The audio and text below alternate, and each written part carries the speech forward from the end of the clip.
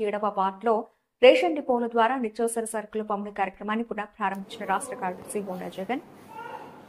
ఈ సందర్భంగా వార్డులో సుమారు 6 రేషన్ డిపోల వద్ద నిత్యావసర సరుకులు పంపిణీ కార్యక్రమాన్ని ప్రారంభించారు. ఈ సందర్భంగా ముఖ్య అతిథులు మాట్లాడుతూ కూటమి ప్రభుత్వం మంచి పాలనలో భాగంగా పాత పద్ధతిలోనే నిత్యావసర సరుకులు రేషన్ దుకాణాల వద్ద పంపిణీ చేయడం జరుగుతుందని, ప్రజలు ఇబ్బంది పడకుండా రేషన్ డీలర్లు రోజుకు 8 గంటల నెలలో 15 రోజులు నిత్యావసర సరుకులు పంపిణీ చేయడం జరుగుతుందని అన్నారు. ప్రజలకు అందించే నిత్యావసర వస్తువుల్లో అవకతవకలు జరగకుండా చూడాలని డీలర్లకు సూచించారు. ఈ సౌకర్యాన్ని అందరూ వినియోగించుకోవాలని కోరారు. ఈ కార్యక్రమంలో వార్డు అధ్యక్షులు Vijayaramaraju, BJP co convener Lakkaraju Somaraju, Janasena ward అధ్యక్షులు సిరుసుపల్లి కనకరాజు, మాజీ హాస్పిటల్ కమిటీ చైర్మన్ రాజన్ రాజు, బీజేపీ వార్డు అధ్యక్షులు అగ్గాల సురేష్, వర్రే రాంబాబు, డివి అప్పారావు, పావాడ రమణమూర్తి, ఆనంద్ కుమార్, జీవి రమణ, డివి Suribabu, Bodda Sanyasi, Karri Narasimharao, John Ramesh, ATM Murthy, Dhalayya, ration depot డీలర్లు, గ్రామ ప్రజలు అధిక సంఖ్యలో పాల్గొన్నారు. నమస్కారం. మరి ఈరోజు రాష్ట్ర ముఖ్యమంత్రి నారా చంద్రబాబు నాయుడు గారు, ఉప ముఖ్యమంత్రి వర్యులు పవన్ కళ్యాణ్ గారు, మరి ఏది పౌర శాఖ మంత్రి వర్యులు మన నాదెండ్ల మనోహర్ గారు సహకారంతో మరి గత గవర్నమెంట్ లో ఇంటికే సరుకులు అని చెప్పేసి నమ్మబలికి జనాలు మోసం చేసి ఒక వ్యాన్ పెట్టేసి ఏదో ఒక రోజు నామకే వాస్తుగా పెట్టేసి ఆ రేషన్ బియ్యం ఇటు దొంగల పాలు అయిపోయేది. దాన్ని మళ్ళీ పురాతన పద్ధతిలో ఏదైతే పాత పద్ధతి మంచిదని చెప్పి ఒక మంచి ఆలోచనతో మళ్ళీ డీలర్లకు హ్యాండ్ ఓవర్ చేయడం. ఈ రోజు ప్రతిరోజు ఉదయం 8 నుంచి 12 గంటల వరకు ఉదయం, అలాగే సాయంత్రం 4 నుంచి 8 వరకు కూడా ప్రతిరోజు రేషన్ డిపో దగ్గర సరుకులు ఇవ్వడానికి నిర్ణయించడం జరిగింది. దానికి సహకరించిన ప్రభుత్వం అందరికీ కూడా పేరు పేరున ధన్యవాదాలు తెలియపరుచుకుంటూ, మరి అలాగే మా 87వ వార్డు ప్రాంతంలో చాలా మంది పేదలు, ఎందుకంటే 87వ వార్డు ప్రాంతంలో పేరుకే స్టీల్ ప్లాంట్ కావాలే కానీ చాలా మంది 80% నాకు తెలిసి 60% అంతా కూలి పని మీద ఆధారపడిన వాళ్ళే. మరి వాళ్ళందరూ కూడా చాలా మంది పాపం డ్యూటీలు మానుకొని బండి దగ్గర లైన్ కట్టేవారు. ఇంటి దగ్గరికి సరుకులు అంటే ఇంటికి తెచ్చిస్తారేమో అని అందరికి 60 ఓట్లు వేసి గెలిపిస్తే ఇంటి బయట రోడ్డు మీద పెట్టేసి లైన్లు కాసేవారు.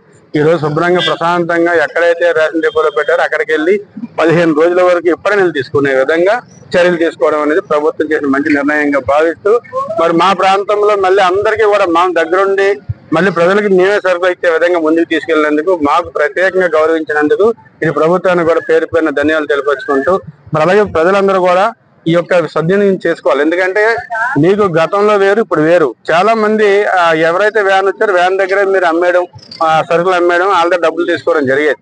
దయచేసి ఇప్పుడు ప్రభుత్వం కొత్త నిర్ణయం ఒకటి తీసుకోవడం జరిగింది. మీకు బియ్యం వద్దు అనుకుంటే ఆ నిధులు ఏదైతే డబ్బులు ఉన్నాయో నగదు అనేది మీ ఖాతాల్లోకి వేయడమా మీకు ఇవ్వడం అనేది ఒక నిర్ణయం కూడా తీసుకోవడం జరుగుతుంది.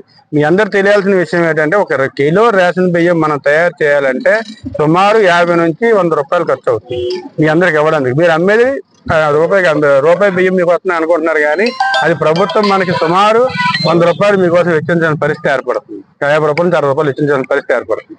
మీరు దయచేసి ఎవరైనా అమ్మదలుచుకుంటే మీరు అంతా తప్పకుండా ఏదైతే నగర ప్రభుత్వం ఇస్తానది కాబట్టి కొన్ని రోజులు టైం నిర్ణయిస్తారు కాబట్టి అందరూ కూడా దాన్ని కూడా సద్వినియోగం చేసుకుంటారని తెలియపరుస్తుంది.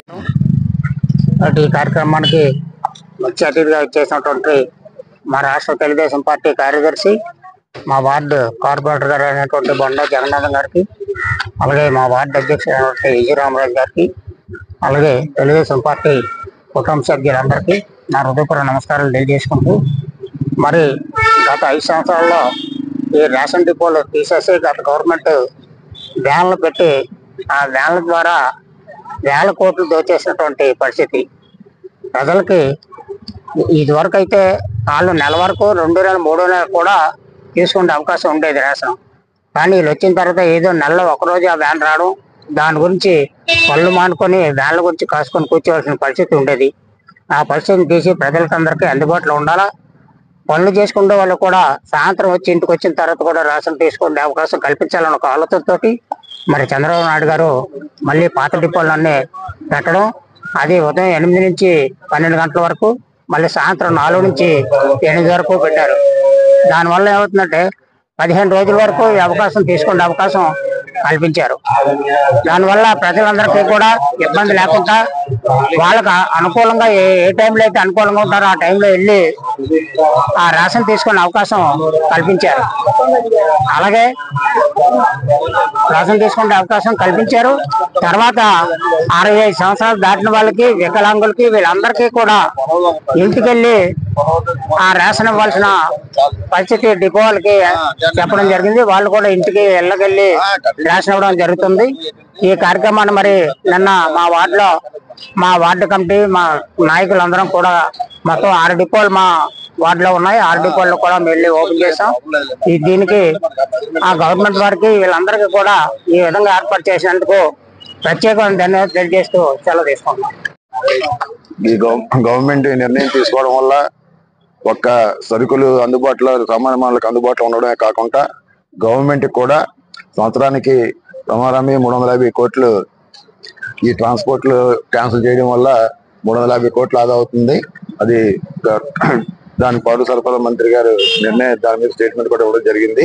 సోదరులారా, మేము చెప్పేటప్పుడు నేను డిపోలు ఓపెనింగ్ వెళ్ళినప్పుడు కూడా వెరీ క్లియర్ గా చెప్పాం. ఎట్టి పరిస్థితుల్లో మాత్రం ఫ్రాడ్ జరగడానికి వీల్లేదు. ఏదైతే కంపల్సరీగా కంప్లైంట్ అంటూ వచ్చిందంటే మాత్రం మేమే ముందుండి మీ మీద యాక్షన్ తీసుకోవడానికి ప్రయత్నం చేస్తాం కూడా చెప్పాం.